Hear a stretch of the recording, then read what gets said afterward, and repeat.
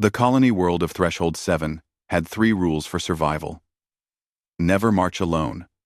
Never stop moving during the migration season. And never, under any circumstances, adopt the local wildlife. Arya Lorne was about to break all 3. The desert stretched before her like a copper sea, endless dunes rippling under twin suns that beat down with merciless intensity. Her exosuit's cooling systems whined in protest, struggling to keep her core temperature below critical. The quarterly march to Outpost Helios was mandatory, 192 kilometers across hostile terrain, to resupply before the dust storms made travel impossible. Usually, she'd have a partner. Usually, Marcus would be cracking jokes about the heat, making bets about which dune looked most likely to collapse. But Marcus was dead. The Scythers had seen to that. Arya adjusted the heavy pack on her shoulders and kept walking. 20 kilometers down. 172 to go. That's when something hit her back with the force of a sledgehammer. Her combat instincts fired. Arya spun, hand reaching for the plasma pistol at her hip, but her fingers froze on the grip. Clinging to her pack with 6 small claws was a Vrexian cub, one of the apex predators that made Threshold 7's wilderness a nightmare for colonists. Its scaled hide shimmered with chromatic patterns, shifting from sandy bronze to alarmed purple. Big, golden eyes stared up at her, with something between terror and desperation. "Oh, you've got to be kidding me," Arya muttered. The cub, no bigger than a medium-sized dog, chirped at her. Its scales rippled to a pleading blue. Vrexian adults stood 3 meters tall, could bite through reinforced steel, and hunted in coordinated packs that had wiped out entire survey teams. This cub should have been with its family, should have been learning to kill, not clinging to a human colonist like a frightened child. Arya's tactical computer helpfully displayed a warning. Vrexian. Juvenile. Detected. Recommend. Immediate termination. Adult proximity. Likely. She looked around the empty desert. No movement. No shimmering heat signatures that might indicate camouflaged Vrexians. Just endless sand and the whisper of wind. The cub chirped again, its claws tightening on her pack straps. "Your family's gone, aren't they?" Arya said softly. The cub's scales flickered to a deep, mournful gray. Scythers. It had to be. The biomechanical horrors that had been terrorizing the colony for months didn't discriminate between human and Vrexian. They just consumed, converted, and moved on. This little one had probably watched its entire pack get harvested. Arya knew that feeling intimately. She should shake it off. Should follow protocol. The colony's xenobiology department had strict policies about interaction with indigenous species, especially predators. But as those golden eyes met hers, she saw something the scientists' reports had never mentioned: intelligence, recognition, grief. "All right," she sighed. "But you're walking on your own once we—" The cub settled itself more comfortably against her back, scales warming to a contented amber, and closed its eyes. "Of course," Arya muttered, turning back toward the horizon. Why would anything be simple? Why would anything be simple? She started walking again. The cub's weight was manageable, maybe 15 kilograms, but it shifted the pack's balance. Her shoulders would be screaming by nightfall. Stupid. This is stupid. You're risking everything for a predator that will probably try to eat you when it gets bigger. But Arya kept walking.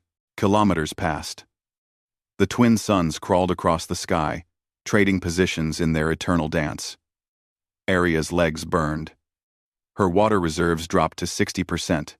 The cub, she'd started calling it Nokar in her head, after an old Earth word meaning servant, though she suspected the irony of naming an apex predator that would cut both ways, remained completely still, except for the gentle rise and fall of its breathing. At the 30-kilometer mark, her suit's sensors screamed a warning. Scythers. 4 of them, rising from beneath the sand like nightmares made of blades and cables. Their optical sensors locked onto her with predatory precision. Arya's hand went to her plasma pistol, but she knew the math. 4 scythers against 1 colonist with limited ammunition. She'd taken down 2 once. With Marcus's help, and a lot of luck. 4 was a death sentence. The scythers began their approach, moving with that horrible, skittering gait that haunted her dreams. Then Nokar woke up. The cub's eyes snapped open, scales flashing to a brilliant, aggressive crimson. It leaped from Arya's back and landed between her and the advancing machines, and the sound it made was nothing like the chirps from before. This was a roar, primal, defiant, and impossibly loud for something so small. The scythers hesitated. Nokar's scales began to pulse with bioluminescent patterns that Arya's tactical computer immediately flagged as a Vrexian pack communication protocol. But there was no pack. There was just one very small, very brave cub telling 4 killing machines to back off. And, impossibly, they did. Not out of fear, scythers didn't feel fear. But their threat assessment algorithms were recalculating. Vrexian pack signals meant multiple predators. Their sensors swept the area, finding nothing but unable to reconcile the contradiction. In that moment of machine confusion, Arya saw her chance. Nokar, run. She fired 3 plasma rounds into the nearest scyther's central processor and sprinted. The cub bounded after her, scales shifting through a rainbow of colors that might have been panic or exhilaration, or both. They ran until Arya's lungs felt like they'd been filled with broken glass, until her legs were rubber, until the scythers were distant glints on the horizon, apparently deciding easier prey was worth pursuing. Finally, Arya collapsed behind an outcropping of rocks. Nokar immediately climbed onto her chest, scales cycling through concerned yellows and greens, head tilting to study her face. "You saved my life," Arya panted. "You insane little lizard." Nokar chirped proudly and settled down, right over her heart. As the adrenaline faded, Arya started laughing. Here she was, alone in the desert with 162 kilometers still to go, adopted by a predator that would someday be able to bite her in half, and she'd never felt less alone. "All right, Nokar," she said, gently stroking the cub's scaled head. "Let's get you home. Our home." The cub's scales turned a warm, peaceful gold, and together, the human and the predator continued their march across the alien desert. 2 orphans, finding family in the most unlikely place. Because that's what humans did. They adapted. They survived. They found hope in the hopeless, and made family from enemies, even when it was completely, utterly insane. Especially then,